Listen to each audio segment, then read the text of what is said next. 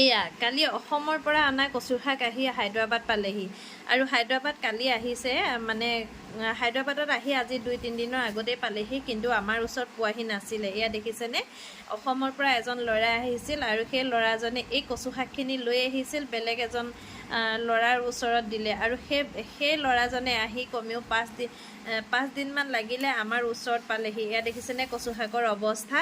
এয়া হয়তো এয়া কচু শাক অসমত কেতিয়াও কোনো মানুহে নাখায়, সকলোৱে পেলাই দিব, কিন্তু আমি যে বাহিৰত আছোঁ এনেকুৱা বস্তুবোৰ মানে খাই নাপাওঁ। গতিকে কচু শাক হয়তো প্ৰায় সকলো মানুহৰে প্ৰিয় আৰু আমাৰো বহুত বেছি প্ৰিয় আৰু ইয়াতে খাবলৈ নাপাওঁ যে, সেইটো কাৰণে গেলা পচা যিয়েই নহওক বাচি কুচি যিখিনি ভাল অংশ পাওঁ সেইখিনিকে আমি বিধে বিধে জুতি লগাই খাম। এয়া মই বাছি থৈছোঁ, অকণমান দাইলৰ সৈতে বনাম এতিয়া, আৰু এয়া আকৌ ৰাতিকৈ মাছৰ সৈতে জালুকীয়া মানে খুব ধুনীয়াকৈ এসাঁজ খাম আৰু দেই। লগতে আৰু কি আনিলে আপোনালোককতো দেখুৱাবই লাগিব নহয় জানো বাৰু। এয়া মানে ট্ৰেইনতে লাগিলে 3 দিন আৰু আমাৰ ওচৰত পাওঁতে 2 দিন, মানে মুঠমাত 5 দিন লাগিলে। 5 দিনত কচু শাকৰ অৱস্থা এয়া হ'ল আৰু কিমান বেছি যে কলপাতে মেৰিয়াই আনিছে দেখিছেনে। আৰু সেই 2 দিন বাৰু ফ্ৰিজতে ভৰাই থৈছিলে, তথাপিও এনেকুৱা হৈ গ'ল, কি কৰিব উপায়টো নাই। তথাপিও যে দিছেহি বহুত বেছি ধন্যবাদ। লগতে এয়া নেমু টেঙা দেখিছেনে, এয়া নেমু টেঙা আনিলে আৰু নেমু টেঙা এয়া আকৌ ভোট জলকীয়া, এয়া এটোপাল ল'লেই একদম হৈ যাব, ইমানেই জ্বলা মানে ইমানেই জ্বলা। আৰু এয়া আকৌ আমাৰ হায়দৰাবাদৰ নেমু, কিন্তু হায়দৰাবাদৰ নেমু এয়া দেখিছেনে, হায়দৰাবাদৰ নেমুবোৰ আচলতে ইমান গোন্ধটো ইমান নাই যদিও কিন্তু ৰস বহুত বেছি আছে, তথাপিও আমাৰ অসমৰ বস্তুৰ লগত এইবোৰে পাত্তা নাপায়।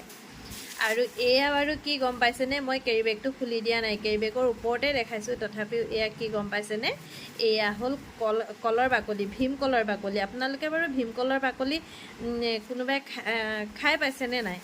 আমি কিন্তু খাইছোঁ দেই। ভীমকলৰ বাকলিৰ লগত কেইটামান ভাত ভাজি পেলাই বা খালেও খাৰ দি খালে বহুত বেছি ভাল লাগে। লগতে আৰু মাটি দালিৰ লগতো অকণমান খাৰ দিলে খাই কিমান যে টেষ্টি লাগে।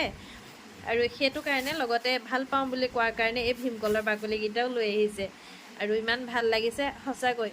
অসমৰ পৰা যেতিয়া কোনোবা এজন মানুহ বাহিৰৰ দেশত আহে আৰু বাহিৰৰ দেশত থকাসকলে এনেকুৱা ধৰণৰ বস্তুবোৰ বহুত বেছি লোভ কৰে, যেনে ধৰি লওক এনেকৈ কচু শাক বা নেমু টেঙাকেইটা, ভোট জলকীয়াকেইটা, তামোল পাণ, সেই তেনেকুৱা ধৰণৰ বস্তুবিলাকলৈ বহুত বেছি আশা কৰে। কিন্তু ঢেকীয়া শাকো আনিছিলে, ঢেকীয়া শাকখিনি বোলে একেবাৰে ক'লা হৈ গ'ল, কিন্তু সেইটো কাৰণে ঢেকীয়া শাকখিনি ক'লা হৈ যোৱাৰ পিছতো খাব নোৱাৰি আৰু সেইটো কাৰণে বোলে ঢেকীয়া শাকখিনি পেলাই দিলে।